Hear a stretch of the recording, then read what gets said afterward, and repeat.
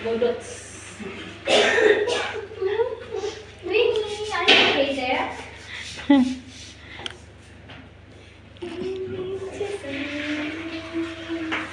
Ang ganda yung... Ano? Ay, wala po sa bakay na kain. Hello everyone! Assalamualaikum! For today's vlog, ito po yung part 2 ng aming day off. So ayan, kasi hindi natin inubos sa isang video lang kasi sobrang haba. Baka makatulog na yung manunood, diba? So ayan, para na kami mga anino dyan. So ayan, gabi na kami nakalabas sa mall. Mag-alas 7 na ng gabi. So, ayan, para na kami mga anino. Sobrang dilim na, guys. So, ayan, hindi namin na-enjoy yung pagpunta namin ng tabing dagat kasi madilim na. Medyo maninag lang namin. Pero, ang daming tao, guys. Flashlight Sobrang na yan. dami. So, ayan, pumunta kami dyan. Oh, kung wala lang ilaw, talagang madilim na. So, ayan, guys. Di bali na lang madilim. At least, nakapunta rin kami. O, di ba? Yan ang huli naming destination for the go. So ayan, tignan niyo naman para kayo mga anino diyan. Pero sige lang, go lang, o di ba? Basta enjoy lang for today. O di ba? Yan, nakikita niyo na mga ano yan, mga restaurant yan, saka ang daming yate diyan na maliliit. Kasi kapag hapon, maraming pumupunta diyan na nirerentahan ba. So ayan yung mga dates. Oh. Yan. Yan lahat yan is mga ano yan. Mga pangdagat. So ayan, pumunta pa kami dyan sa ano, parang Manila Bay. Puro bato yan na malalaki. So ayan, bawat isa nagpailaw na ng ano, cellphone. So yan, guys, mga maliliit na mga yate ba? Diba, guys? Ayan, dito kami sa Pahil City. Tignan nyo, guys, ang daming yate, oh. Yan. Diba? Yan, dagat na yan, oh. Tapos bato. Picture sila, oh. Yan. Dagat.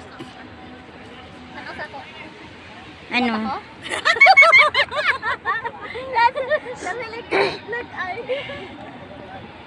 Hindi naman namin na-enjoy kasi madilim na.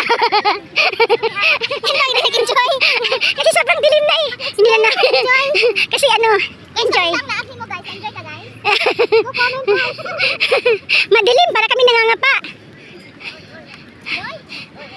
Yan na yung driver namin. Missing. Si Ronaway.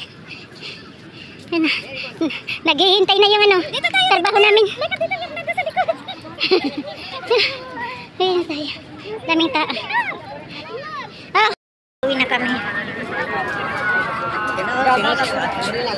Ayan. Daming tao.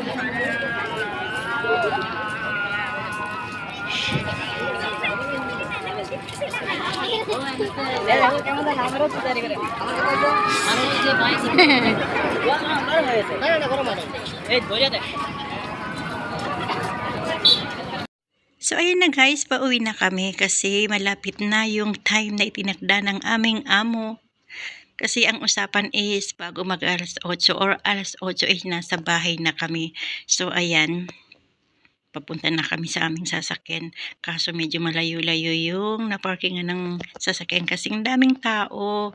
Kasi diba Eid?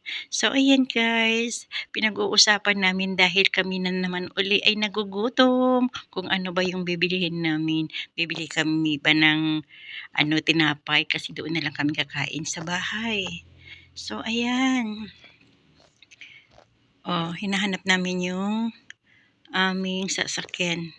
Malayo kasi yung naparkingan ng aming driver.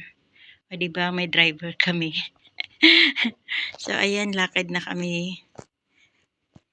Pero malapit lang naman yung aming bahay kasi nasa 15, kapag hindi siya ano, traffic, sabi ng driver is nasa 15 to 20 minutes ay makarating na kami sa bahay.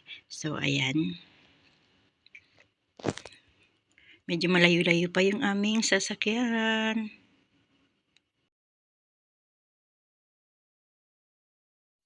So ayan, sa wakas nandito na kami sa aming sasakyan. Pauwi na kami kasi tingnan niyo naman, pagsakay namin kanya-kanyang check ng tawagan kasi baka tatawag na yung amo namin kasi 20 minutes na lang is 8:00 na.